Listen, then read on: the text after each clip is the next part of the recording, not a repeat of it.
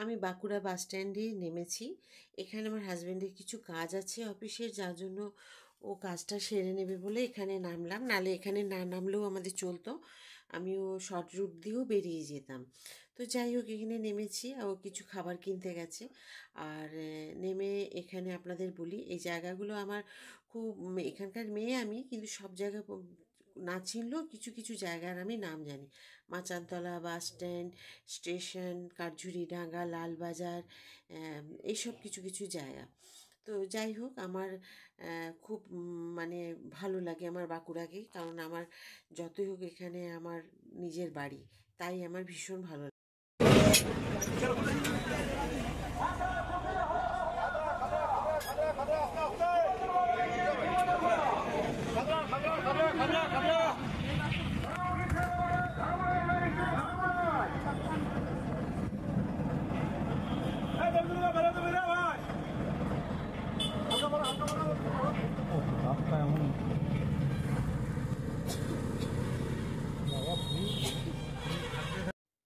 এই বাসটায় উঠে আমি কিছুটা এখানে ভয়েস ওভার দিলাম, কারণ কোন রুটের বাসে আমি উঠেছি সেটা বললাম।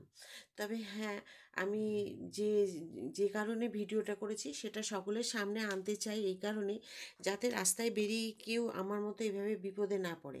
আমি যদি প্রতিবাদ না করতাম তাহলে হয়তো এইভাবেই আমাকে কষ্ট করে রাস্তায় যেতে হতো।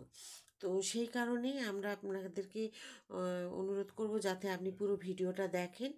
আর শিক্ষামূলক যে জিনিসটা, যেটা আমি বলতে চাই, সেটা আপনারাও অন্তত সেইভাবে রাস্তায় বেরোলে সচেতন হতে পারেন। তো এটা সকলের কাছে ছড়িয়ে দেবেন, ভিডিওটা সবার কাছে দেবেন, কারণ সবাই যেন সচেতন হয়। রাস্তায় যেরকমভাবে মানে মানুষের অসুবিধায় পড়বে, সেই মুহূর্তে যেন সেই প্রতিবাদটা করে।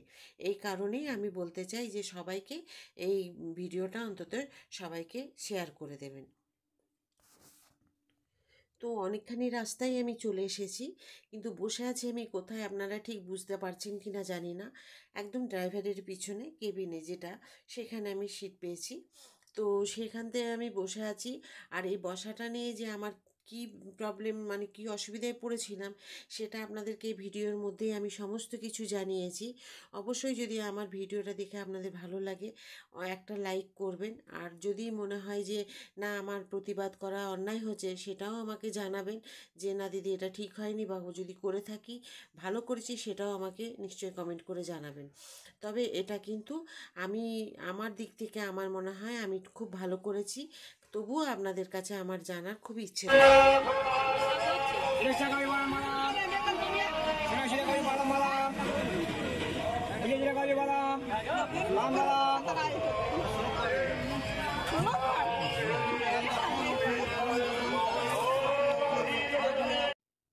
আমি দুদিনের জন্য যাচ্ছি, বাবা মাকে গিয়ে দেখে চলে আসব।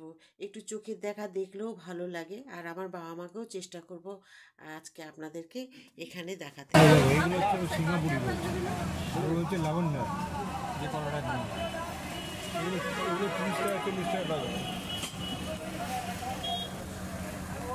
এখন আমি বাসে বসে আছি, যাচ্ছি। বাসে প্রচুর ভিড়, কোনো রকম একটা সিট পেয়েছি, রিজার্ভেশন করতে হচ্ছে, রিজার্ভ করতে হবে।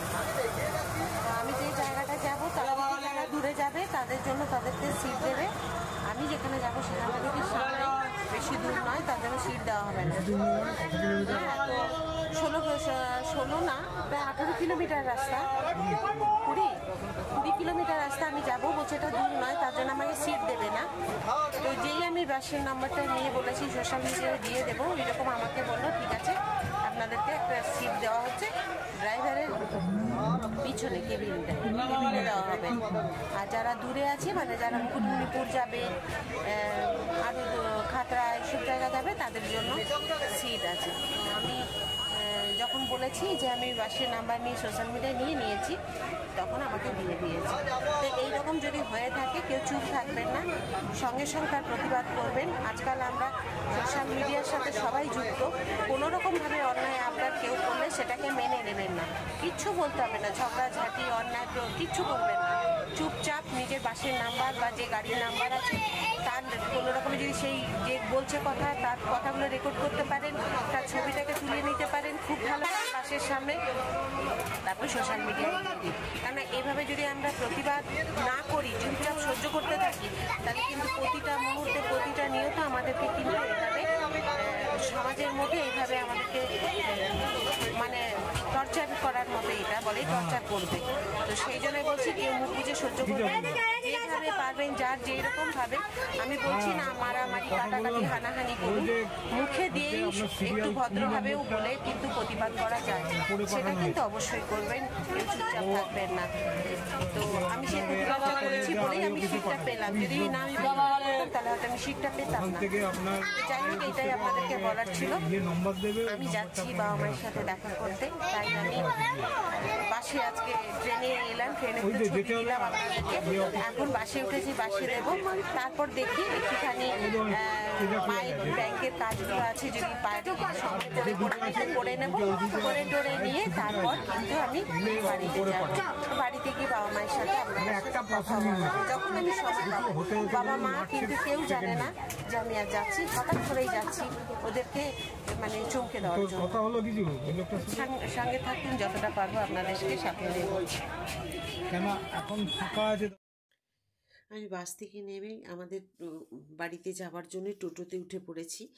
আর সবাইকে একটাই অনুরোধ করব, যদি এইভাবে সামনে যাচ্ছেন সিট দেব না, আর দূরে যাবেন সিট দেব, এই ধরনের যদি কেউ কথা বলে, এর প্রতিবাদ অবশ্যই করবেন। কারণ এখন আমরা সবাই সোশ্যাল মিডিয়ার সাথে যুক্ত, কারণ এই ধরনের অন্যায় আবদারগুলো সহ্য অবশ্যই করবেন না, কারণ এগুলো করা উচিত না।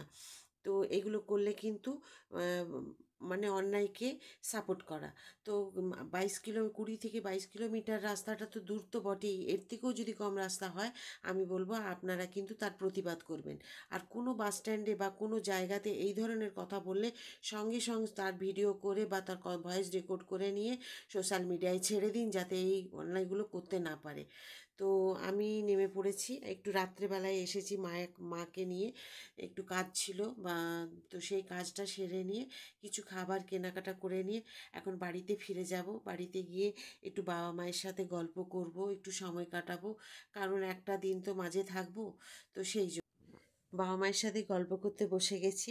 আর মা বলছে বাবাকে চুপ করো, একটু গল্প করি। তো বাবাকেও বলছি আমি, বাবা চলো তুমি যাবে আমাদের সাথে। তো বাবা বলছে আমি কি করে যাব। আর সত্যি বাবাকে তো নিয়ে যাওয়া মানে এখন সত্যি খুব ভয় করে, এত দূরের রাস্তা তো, সেই জন্য। আর বাবার জন্য মাও কোথাও বেরোতে পারে না, তো বাবার হয়ে মায়েরও কোথাও বেরোনো হয় না। তো বাবার পাগুলো ফুলে গেছে, তো বাবা মাকে দেখে না খুব খারাপ লাগে। তো পরিবারে যদি আপনারা সবাই এরকম বৃদ্ধ বাবা মা থাকে, নিশ্চয়ই একটু খেয়াল রাখবেন। এই বয়সে কিন্তু ওনাদের খাওয়ার চেয়েও কিন্তু একটু ভালোবাসার প্রয়োজন হয়। প্রত্যেক পরিবারেই কিন্তু আমাদের বয়স্ক বাবা মা যদি থাকে, আমরা যদি একটু খেয়াল করি, দেখবেন এই বয়সটা কিন্তু আমাদেরও ঘুরে ফিরে আসবে।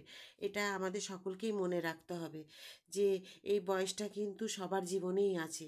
যেমন ছোটোবেলা আছে, মধ্যবেলা আছে, তেমনি বৃদ্ধবেলাও আছে। তো সবাই ভালো থাকুন, সুস্থ থাকুন। আর ভালো লাগলে ভিডিওটা অবশ্যই শেয়ার করে দেবেন, লাইক করবেন, সাবধানে।